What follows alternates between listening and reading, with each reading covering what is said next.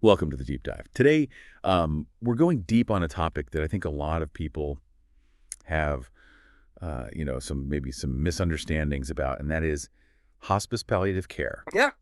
We have this great guide from the Advocate Voice that was recently published. Yeah, just last week. And we're going to kind of dive into it and see what wisdom it holds. Right. So the guide starts off right away by, kind of making this distinction between hospice palliative care and, conventional medicine. Yeah. And it really emphasizes that, hospice palliative care really prioritizes comfort and quality of life for people who are, facing serious illnesses. Exactly. It's really recognizing that sometimes, the best path forward isn't about extending life, at all costs, but about making sure that the time that's remaining is meaningful. So you can imagine, instead of another round of chemo that might do more harm than good, the focus becomes on, managing pain and connecting with your loved ones and, just finding those moments of joy. Yeah, and that really kind of speaks to this idea of this holistic approach that the guide emphasizes. Yeah. Right? It's about more than just, easing physical symptoms. Yeah, the guide breaks it down really beautifully. Pain management is critical. Right. But so is emotional and psychological support for both the patient and indeed their family. And, there's also the spiritual aspect, respecting individual beliefs and, providing access to, guidance if that's something that the patient desires. Yeah, and all of that kind of woven together with, maintaining dignity and autonomy for the patient. So, giving them a voice in their care. Yeah. This isn't about surrendering control, but it's about really kind of shaping how you experience this chapter. Exactly. Now, the guide also points out that, hospice and palliative care often kind of get lumped together. Yeah. But there is a distinction there. Absolutely. So palliative care, can begin at any stage of a serious illness, Yeah. even alongside, curative treatments. Yeah. So I'm imagining, someone who is going through, chemo for cancer could also be receiving palliative care to help manage the side effects. Yeah. Kind of like an extra layer of support, focused on well-being. Exactly. Okay. Hospice, on the other hand, is typically reserved for those final stages of illness, when a doctor estimates 6 months or less to live. Right.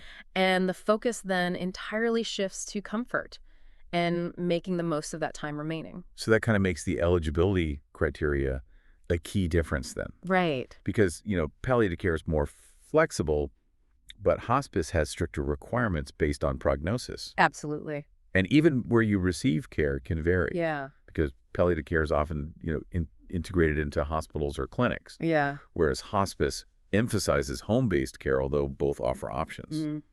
So both are really aiming to improve quality of life. Yeah. But it really comes down to timing and the patient's individual goals. Exactly. Now let's get a little more practical. What services does hospice palliative care actually entail? This is where I think it gets really interesting. Right. The guide paints this picture of comprehensive support that goes beyond what I think a lot of people expect. So first and foremost, pain and symptom management are, top priorities, and they use a variety of methods, from medication to non-drug approaches like massage or even aromatherapy. Wow. So you can imagine having access to this whole toolkit, to address not just physical pain, but, also nausea or anxiety or any discomfort that's, impacting your quality of life. So it's really about tailoring the approach to the individual. Exactly. Okay. And alongside those physical needs, emotional and spiritual support are really interwoven throughout the process. And the guide really stresses how crucial the role of social workers, counselors, and even spiritual advisors in helping both patients and families, cope with this challenging time. It's that holistic approach again. Absolutely. The guide also points out the practical assistance that's offered, with daily activities and personal care. Okay.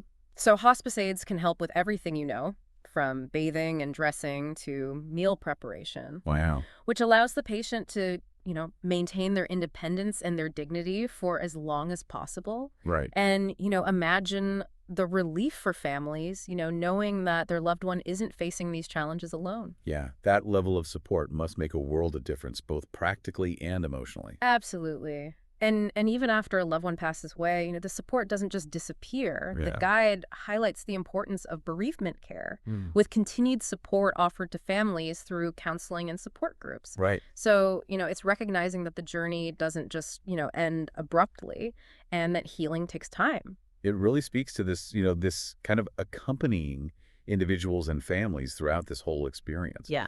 Now, I think a common question a lot of people have is, when is the right time to even consider hospice care? Right. And the guide kind of points to, looking for signs like increased hospital visits, difficulty managing pain, a decline in appetite or physical abilities. Yeah. And, it's really about recognizing when the focus needs to shift from, fighting the illness to prioritizing comfort and quality of life. Exactly. And I imagine those are valuable things to watch for, but it takes a lot of courage to have those conversations, No, absolutely. both with yourself and with your loved ones. It's not easy, but the guide does offer some really practical advice on how to approach those conversations, with compassion and clarity. And that's something we'll delve into later on. Okay. But for now, let's shift gears a little bit Okay. and talk about the often daunting task of actually choosing a hospice provider. Yeah. Where do you even begin? It's a great question, and the guide actually offers a really helpful roadmap for navigating this process. Okay. The first step is research. Look into different providers in your area, consider their reputation, their range of services, and perhaps most importantly, their care philosophy. Online resources, word of mouth recommendations from healthcare professionals or support groups can be really valuable here. So it's about finding a provider whose approach really resonates with your values and priorities. Exactly. And Right. once you've kind of narrowed down your options, Right. the guide gives you this handy checklist of questions to ask potential providers. Okay. Think about things like care schedules, staff credentials, Right. communication styles, even emergency protocols. Yeah. It's about feeling confident and comfortable with your choice. That makes a lot of sense. But let's be honest. Finances are often a major concern for people considering hospice. Right. So how does the guide address this?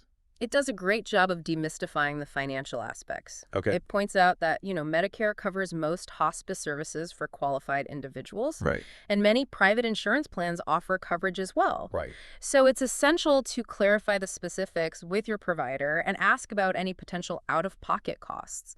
And what if financial concerns are a barrier? Well, the guide encourages open communication. Many hospices have social workers who can guide families through financial aid options or connect them with community resources. Okay.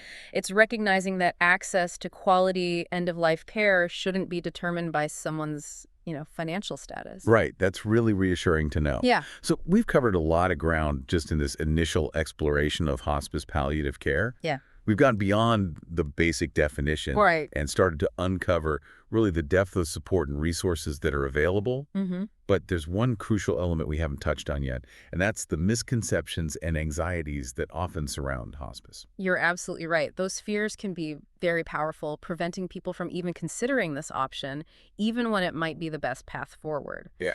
So let's dive into those head on in the next part of our deep dive. Okay. Sounds good. Welcome back to our deep dive into hospice palliative care. We've laid some groundwork, but now I think we need to talk about one of the toughest parts, and that's, actually having those initial conversations about even considering hospice. You hit the nail on the head. It's often that emotional hurdle that's the hardest to clear. Right. And the guide acknowledges that sensitivity, and it actually offers some really insightful advice, I think, for navigating these discussions. Yeah, I'm all ears because even bringing up the topic, feels so difficult. Yeah. Where do you even begin? Well, the guide's first tip is deceptively simple, but it's so profound, and that is start by listening. Okay. Before you jump into solutions or decisions, create that space where your loved one can express their fears, their hopes, whatever's on their mind. It's about understanding their emotional landscape before you even try to steer them, in any direction. That makes so much sense. It's not about launching into a presentation, but really just meeting them where they are.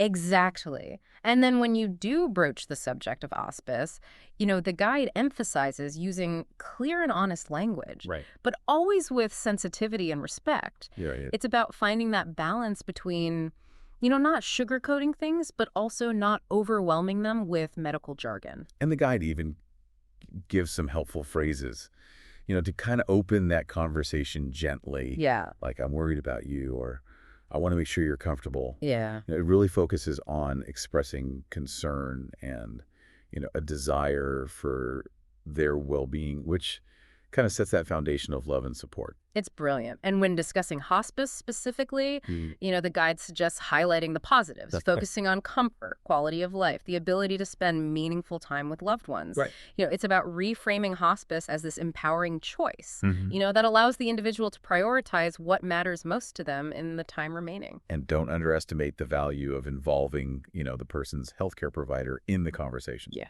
Oh, absolutely. Doctors and nurses, they can provide such valuable insights, Right. explaining the benefits of hospice in a way that's both informative and reassuring, Right. especially if there are any, misconceptions or anxieties. It's about having that team approach, right? Exactly. Not just relying on your own knowledge or emotional capacity. Right. And remember, these conversations aren't usually one and done. Right. They're ongoing processes that require patience, empathy, and flexibility as, needs and perspectives evolve. Yeah, it's a journey, not a destination. Exactly. And that applies to the entire experience of hospice care, Right.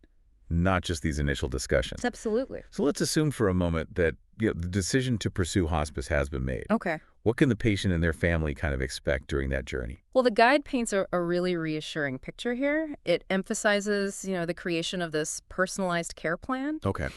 developed collaboratively, with the patient, their family, and the hospice team. And this plan outlines, the individual's specific needs and goals, Oh, okay. and then tailors, the services and support accordingly.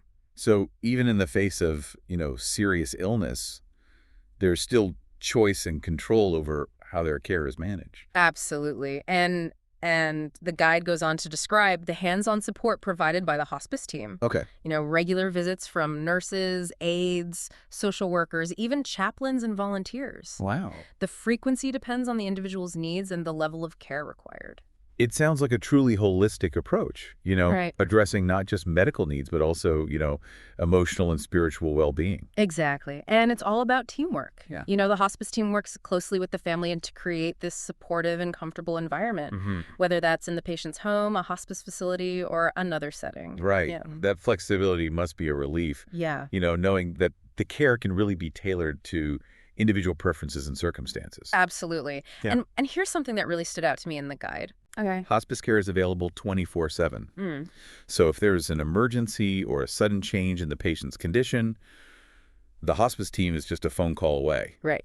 That peace of mind, I think, must be so invaluable for both the patient and their family. Yeah, knowing that expert help is always available can really alleviate so much anxiety. Absolutely. But, let's be honest, the hospice journey isn't always easy. Right. There will be challenging moments, difficult days. Yeah. So how does the guide kind of address that reality?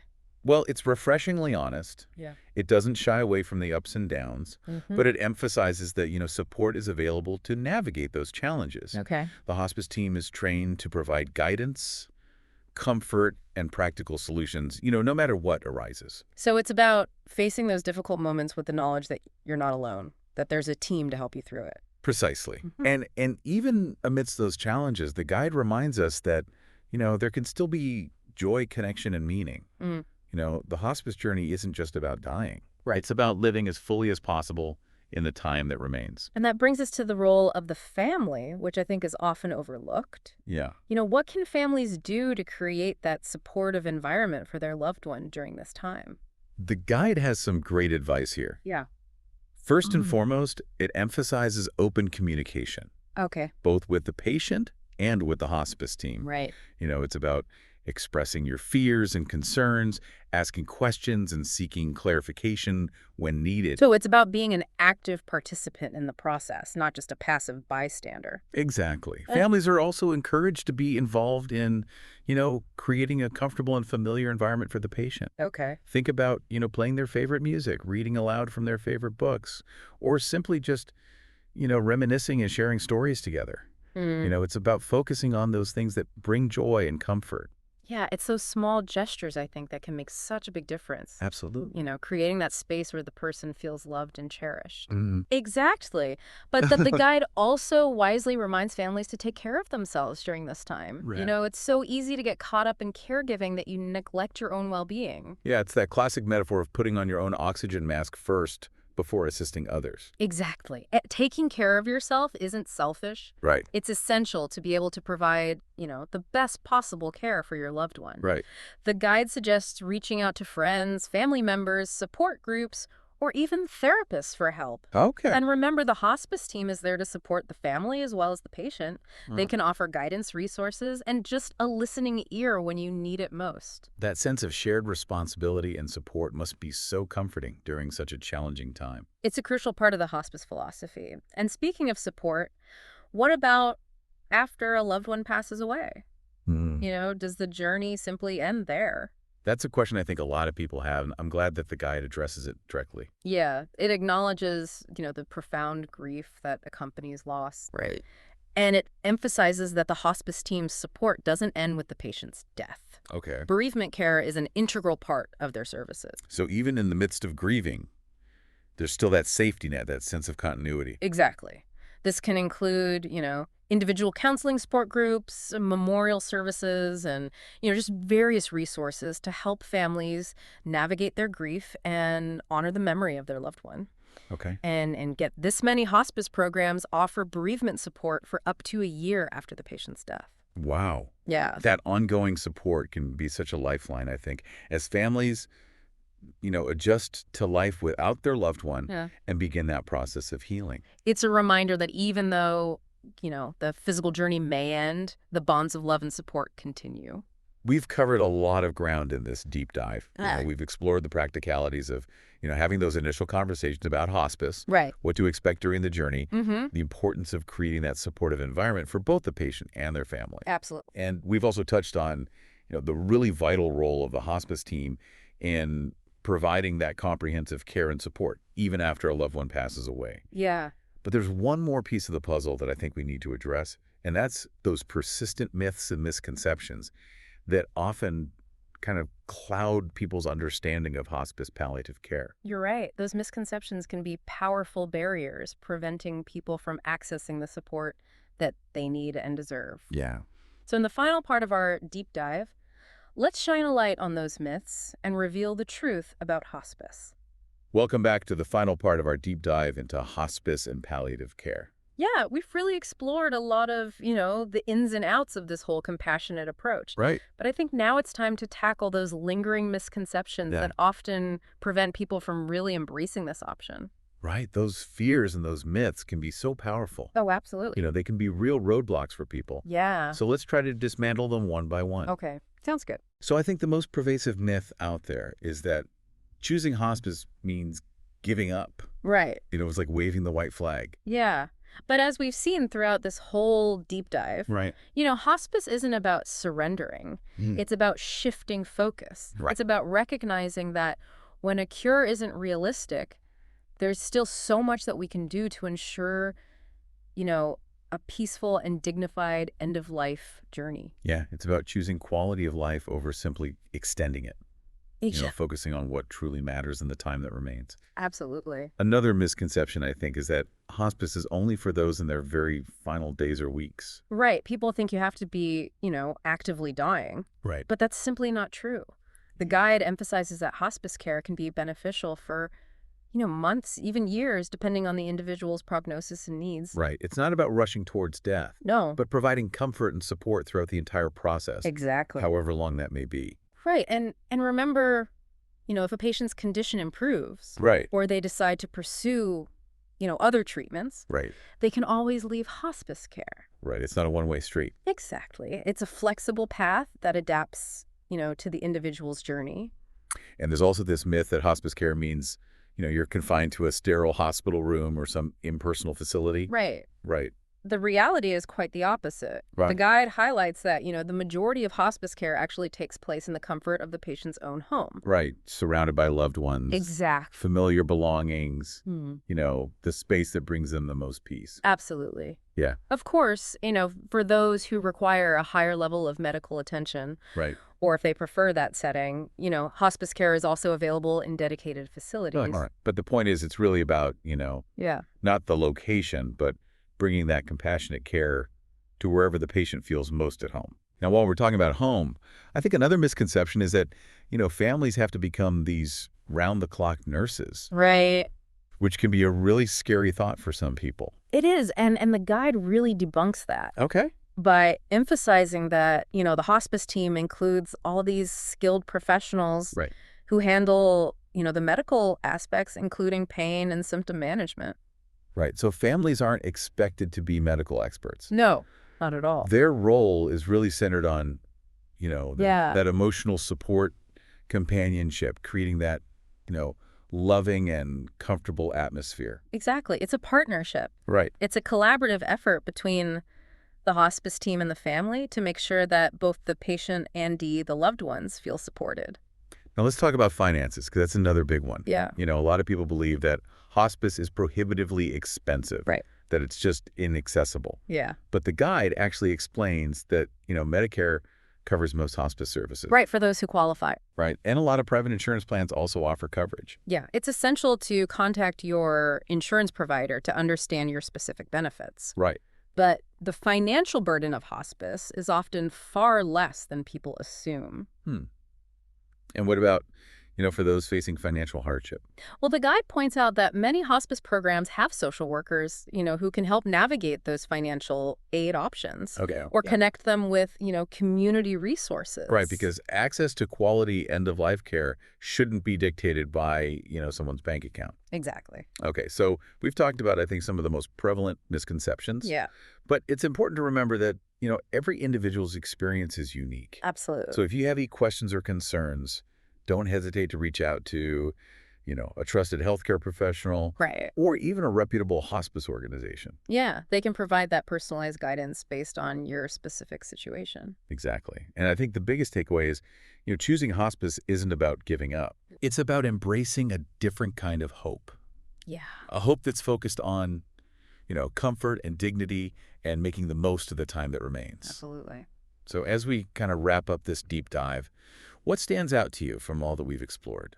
I think for me, it's that realization that even when facing, serious illness, we have choices. We have the power to shape our end-of-life experience Right. in a way that aligns with our values. Right. Hospice care isn't just about dying. No. It's about living fully, even as we approach that final chapter. Yeah, it's about recognizing the preciousness of time and cherishing, those we love. And it's about making sure that both patients and their families, Yeah, receive the compassionate and comprehensive support that they deserve every step of the way. absolutely. Well, I hope this deep dive has really kind of illuminated hospice palliative care, Yeah, not as something to fear, right. but as a valuable resource that can bring comfort and peace Yeah, during a really challenging time. And I think, this conversation is just the starting point. yeah, There's a wealth of information and support out there waiting to be explored. absolutely. So if you or someone you love is facing a serious illness, Yeah. take that first step. Yeah, reach out, ask questions, and consider,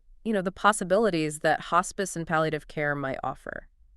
And thank you for joining us on this deep dive. Until next time, keep exploring, keep learning, and keep diving deep